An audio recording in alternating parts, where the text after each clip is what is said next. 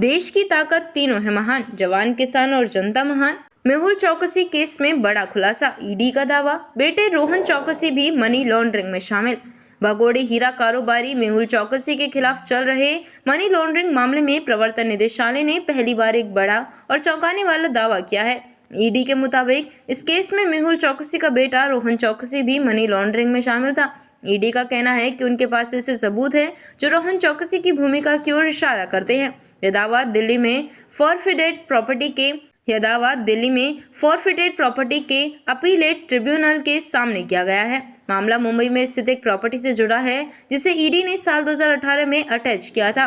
Mumbai property विवाद और ED का पक्ष। सूत्रों के मुताबिक रोहन चौकसी ने मुंबई की उस प्रॉपर्टी की अटैचमेंट के खिलाफ अपील की थी जिसे ईडी ने जब्त किया था। रोहन चौकसी का दावा था कि यह प्रॉपर्टी उनके फैमिली ट्रस्ट की है और इसे 1994 में खरीदा गया था। हालांकि ईडी ने ट्रिब्यूनल के सामने बिल्कुल अलग तस्वीर पेश की। ईडी के अनुसार मेहुल चौकसी ने यह प्रॉपर्टी साल 2013 में अपने बेटे रोहन चौकसी के नाम ट्रांसफर की थी ताकि भविष्य में अगर धोखाधड़ी सामने आए तो प्रॉपर्टीज को बचाया जा सके। रोहन चौकसी भी मनी लॉन्ड्रिंग में शामिल। ईडी ने साफ शब्दों में कहा कि सबूत बताते हैं कि रोहन चौकसी भी मनी लॉन्ड्रिंग में शामिल था। हालांकि इस मामले में एक अहम तथ्य यह भी है कि रोहन चौकसी का नाम फिलहाल किसी एफआईआर या चार्जशीट में शामिल नहीं है।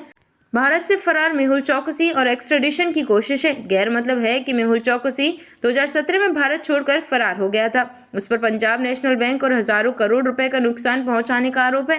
मौजूदा समय में बताया जा रहा है कि मेहुल चौकसी बेल्जियम की जेल में है और भारत सरकार की ओर से उसके प्रत्यर्पण की प्रक्रिया चल रही है। कौन है मेहुल चौकसी? मेहुल चौकसी पर अपने भतीजे नीरव मोदी के साथ मिलकर करीब 14,000 करोड़ रुपए के लोन घोटाले में शामिल होने का आरोप है। भारत से भागने के कुछ ही दिन बाद पीएनबी के इस बड़े घोटाले का खुलासा हुआ था।